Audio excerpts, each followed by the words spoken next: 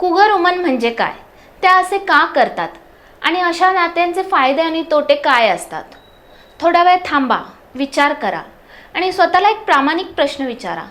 प्रेमाला खरंच वयाचं बंधन असतं का, की आपण समाजाच्या नियमांमध्ये अडकून त्याला मर्यादा घालतो? कारण जर एखादा मोठ्या वयाचा पुरुष लहान वयाच्या मुलीसोबत नात्यात असेल तर ते लोक सहज स्वीकारतात.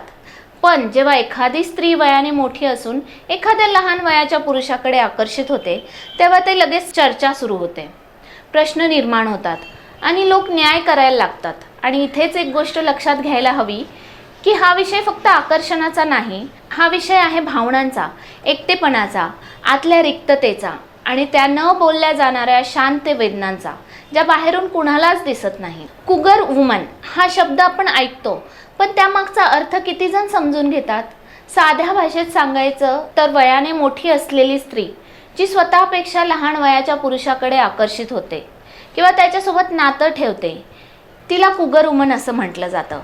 पण हा फक्त एक शब्द आहे, कारण प्रत्येक अशा नात्यामध्ये एक वेगळी कथा असते, एक वेगळं आयुष्य असतं आणि सर्वात महत्त्वाचं म्हणजे एक वेगळी भावनिक गरज असते, जी पूर्ण न झाल्यामुळे हा प्रवास सुरू होतो. कोणीही अचानक असं करत नाही, ते एका दिवसात घडत नाही, हे हळूहळू तयार होतं.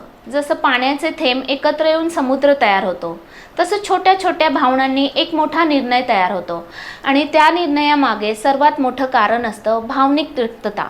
कल्पना करा, एक स्त्री आहे, तिचं लग्न झालेलं आहे, सगळं व्यवस्थित आहे, घर आहे, मुलं आहेत, आर्थिक अडचण नाही, पण तरीही ती आनंदी नाही. कारण तिच्या आयुष्यात संवाद नाही, तिच्याशी कोणीही बोलत नाही, तिचं ऐकून घेतलं जात नाही आणि हळूहळू ती आतून रिकामी होत जाते. दिवसागणिक ती स्वतःपासून दूर जात राहते आणि मग एक दिवस तिच्या आयुष्यात कोणीतरी येतं जो तिचं ऐकतो, तिच्याकडे लक्ष देतो, तिच्या भावना समजून घेतो आणि त्या एका क्षणी तिला वाटतं कोणीतरी मला पाहिलं आणि इथंच गोष्ट बदलते, कारण ती त्या व्यक्तीकडे नाही तर त्याच्या भावनेकडे आकर्षित होते. एक रिअल लाईफ स्टोरी बघा. एक 38 वर्षाची स्त्री होती, तिच्या लग्नाला 10 वर्ष झाली होती.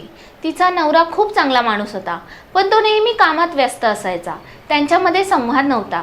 ती हळूहळू शांत झाली, तिचं हसणं कमी झालं आणि एक दिवस तिच्या ऑफिसमध्ये एक तरुण मुलगा आला. तो तिच्याशी बोलायचा, तिचं ऐकायचा आणि तिचं कौतुक करायचा. आणि काही दिवसाने तिने स्वतःच सांगितलं, मी इतक्या वर्षांनी पुन्हा जिवंत वाटते. हे अट्रॅक्शन नव्हतं, हे होतं कनेक्शन. आणि कनेक्शन ही एक अशी गोष्ट आहे जी माणसाला कुठेही घेऊन जाऊ शकते. आता दुसरं कारण, कंटाळा. होय, हा शब्द साधा वाटतो, पण यामागे खूप मोठा अर्थ आहे. एकाच नात्यात वर्षानुवर्ष राहिल्यावर सगळं रुटीन होतं, तेच दिवस, तेच संवाद, एक्साइटमेंट कमी होतो आणि माणूस नकळत नवीन काहीतरी शोधायला लागतो. ही चूक आहे का? कदाचित हो, कदाचित नाही, पण मानवी प्रवृत्ती नक्कीच आहे. तिसरं कारण, आत्मविश्वास. वय वाढलं की अनेक स्त्रियांना वाटायला लागतं की त्या आता अट्रॅक्टिव्ह राहिलेल्या नाहीत, कोणी त्यांच्याकडे पाहत नाही, त्यांना कोणी महत्त्व देत नाही. पण जेव्हा एखादा तरुण पुरुष त्यांच्या व्यक्तिमत्वाकडे आकर्षित होतो तेव्हा त्यांना पुन्हा स्वतःबद्दल चांगलं वाटायला लागतं. मी अजूनही सुंदर आहे, मी अजूनही महत्त्वाचे आहे. हा फिलिंग इतका शक्तिशाली असतो की तो त्यांच्या निर्णयावर प्रभाव टाकतो. थांबा, इथे एक प्रश्न स्वतःला विचारा. जर तुम्हाला अचानक कोणी महत्त्व द्यायला लागलं, तुमचं ऐकायला लागलं, तुमचं कौतुक करायला लागलं, तर तुम्हाला कसं वाटेल? हाच तो पॉईंट आहे जिथे अनेक लोक इमोशनली गुंततात. चौथं कारण, कंट्रोल आणि मॅच्युरिटी. काही स्त्रियांना वाटतं की त्या नातं जास्त चांगल्या प्रकारे हँडल करू शकतात कारण त्यांच्याकडे अनुभव असतो, पण कधीकधी हाच अनुभव इम्बॅलन्स निर्माण करतो, कारण एक जण इमोशनली गुंततो आणि दुसरा प्रॅक्टिकल राहतो. पाचवं कारण, नैसर्गिक भावना. कारण एक गोष्ट आपण नाकारू शकत नाही, भावना वयानुसार संपत नाहीत. प्रेम, जवळीक, स्पर्श, समजून घेणं या सगळ्या गोष्टी आयुष्यभर लागतात आणि जर त्या एका नात्यात मिळाल्या नाहीत तर माणूस त्या दुसरीकडे शोधायला लागतो. आता या नात्यांचे फायदे पाहूया, कारण प्रत्येक गोष्टीला दोन बाजू असतात. पहिला फायदा म्हणजे इमोशनल फ्रेशनेस, नवीन व्यक्ती, नवीन भावना, जीवनात पुन्हा ऊर्जा येते. दुसरा फायदा म्हणजे कमी अपेक्षा.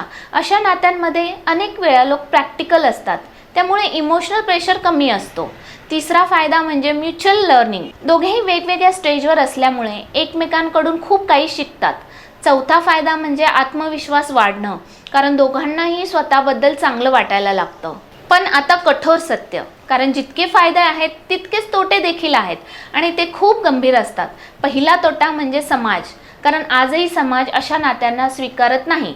लोक बोलतात, टीका करतात आणि याचा मानसिक परिणाम होतो. दुसरा तोटा म्हणजे इमोशनल इम्बॅलन्स. एक व्यक्ती सिरियस होते, दुसरी व्यक्ती कॅज्युअल असते आणि शेवटी हार्टब्रेक होतो.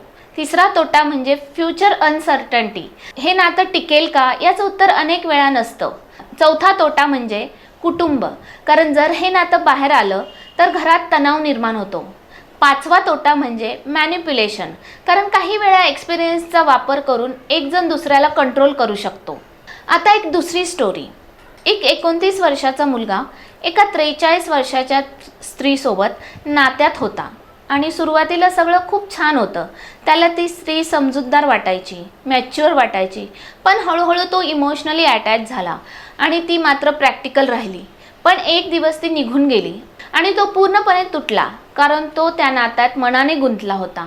म्हणूनच हा विषय बरोबर की चूक एवढाच नाही, तर हा विषय आहे इमोशनल रेडीनेसचा.